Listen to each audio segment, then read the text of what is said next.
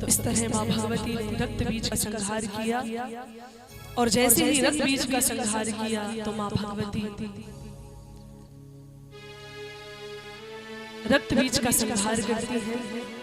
सारा हाल आकर दैत्यों ने बताया कि उस दुष्ट काली के हाथों से रक्त बीज मारे गए, और फिर अंबिका ने भी काफी संख्या में असुरों का विनाश कर दिया।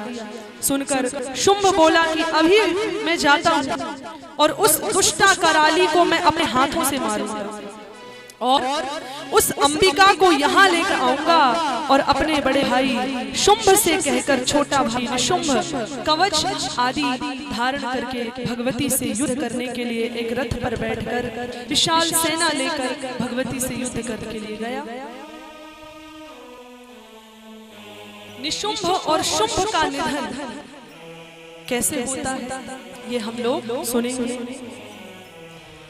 निशुंभ जो कि महान पराक्रमी योद्धा है, दैत्यराज शुंभ भी सेना को लेकर युद्ध भूमि पर आए, और निशुंभ ने युद्ध स्थल में पहुंचकर अपना धनुष उठाया और भगवती जगदम्बा के ऊपर बाणों की वर्षा आरंभ कर दी। भगवती चंडी ने बाण उठाए और कानों तक खींचकर निशुंभ को मानो बाणों से ढक दिया। अपने ग्रीवा के केशों को हिलाता हुआ वह सिंह भी आया, और जिस तरह हाथी गन्ने के खेत में जाता है और गन्ने को अपनी सूंड से मसल देता है, ठीक इसी तरह मानो आज सिंह ने भी वैसी चाल, असुरों को पकड़ता है सिंह, और भगवती असुरों को पकड़ता है और असुरों को चीर देता है। जय हो। और इस तरह उसी के साथ अन्य भी बहुत से प्रधान दैत्य रोष में आकर देवी के ऊपर टूट पड़े। उसी समय शुंभ भी सेना सहित भगवती के ऊपर हमला करने लगा। जय हो। और इस तरह कालिका पर मनो बार बार उसने आघात प्रारंभ किया। भगवती जगदम्बा के अंग फड़कने लगे, और उन्होंने निशुंभ के ऊपर तेज धार वाली तलवार से हमला कर दिया। तलवार से हमला किया तो यहाँ निशुंभ ने भी भगवती के सिर के ऊपर बड़ी तीखी धार वाली तलवार से चोट पहुंचाई। अब तो जैसे ही चोट पहुंचाई तो निशुंभ ने अपना पैगा बदल दिया, और पैतरे को बदलते हुए भगवती जगदम्बा के ऊपर वार करना आरंभ कर दिया।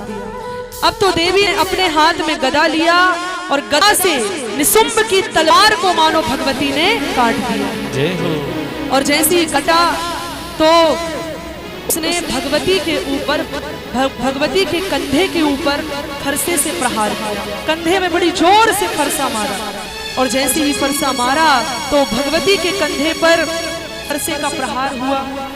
उस महाअभिमानी दैत्य ने जब ऐसी हरकत की तब उसी समय भगवती जगदम्बा ने लिया शस्त्र, और शस्त्र लेकर भगवती ने, तलवार लेकर भगवती ने निशुंभ के ऊपर बड़ी जोर से हमला किया, और मानो निशुंभ की गर्दन को धड़ से बिलक कर दिया। बोलिए जगत जननी जगदम्बा मैया की जय हो।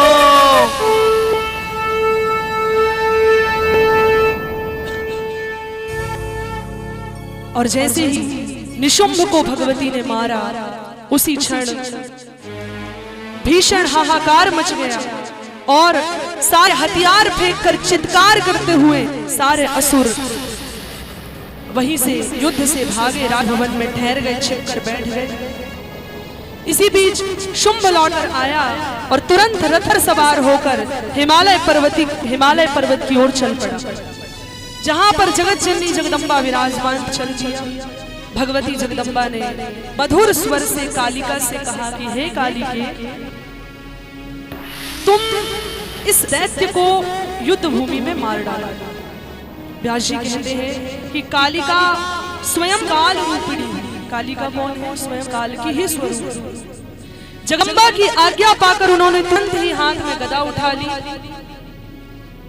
और गदा हाथ में लेकर भगवती शुंभ के पास गई, और शुंभ के ऊपर भगवती ने गदा का प्रहार किया। जय हो। अब तो भगवती कालिका ने जब गदा का प्रहार किया तो शुंभ बारंबार भगवती के ऊपर गदा से मारने लगे। दैत्यराज शुंभ पर बारंबार गदा का प्रहार भगवती ने भी किया और उसने भी मां के ऊपर गदा मारी। अब उसने क्या गलत हरकत की कि मां भगवती, देखिए युद्ध का एक नियम होता है, युद्ध का नियम ये होता है कि यदि कोई व्यक्ति के हाथ से शस्त्र नीचे गिर गया, कोई हाथ से अस्त्र शस्त्र नीचे गिर गया, तो जो असली योद्धा होते वो निहत्थे के ऊपर हमला नहीं करते, ठीक है ना। स्त्रियों से तो युद्ध करते भी नहीं है, लेकिन यदि कोई स्त्री युद्ध करने सामने आई है तो मर्यादा का विशेष ध्यान देते हुए उससे युद्ध किया जाता है। और यहाँ निशुंभ ने क्या हरकत की कि जगदम्बा के ऊपर गदा का प्रहार तो किया, भगवती ने भी गदा मारा, और अब यहाँ निशुंभ ने कालिका के वक्षस्थल पर, छाती पर, सीने पर बड़ी जोर से गदा मार दी। और जैसे ही भगवती कालिका की छाती पर गदा मारने का प्रयास किया तो उसी क्षण भगवती ने गदे को रोक लिया और झट से तलवार हाथ में उठा ली और भगवती ने शुंभ की बाईं भुजा को काट दिया। जिस हाथ से उसने भगवती के वक्षस्थल पर गदा मारने के लिए उठाया, उसी हाथ को भगवती ने काट दिया। और जैसे ही भगवती ने काटा, झट से बाई भुजा को काट दिया, रुधिर से उसका सर्वांग भीग गया। इस स्थिति में वह दैत्य गदा हाथ में लेकर बढ़ा और कालिका के ऊपर प्रहार करने लगा। तब देवी ने हंसते हंसते तलवार से, भगवती को कोई रोष नहीं हुआ, भगवती ने हंसते हंसते तलवार से शुंभ की दाहिनी भुजा को भी काट दिया। अब तो उसकी दोनों भुजाएं कट गई और वह दैत्य अब भगवती को पैरों से मारने लगा, बड़ी जोर पैरों से मारने का प्रयास करता है और रोषपूर्वक क्रोध करता हुआ वह आगे आया और भगवती को पैरों से मारने लगा। देवी ने ली हाथ में तलवार और भगवती ने उसके बाएं पैर को ही काट दिया। जय हो। फिर भी वह भगवती के ऊपर प्रहार करता रहा, एक पैर से ही खड़ा और प्रहार करता रहा। उसी क्षण भगवती जगदम्बा ने उसके दूसरे पैर को भी विलग कर दिया।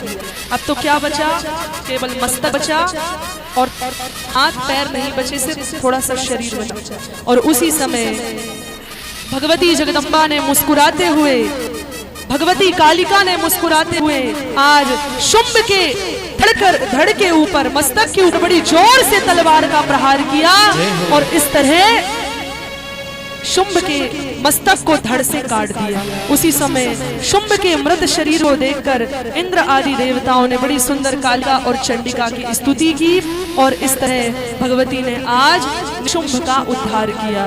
बोलिए जगत जननी जगदम्बा भवानी की जय हो।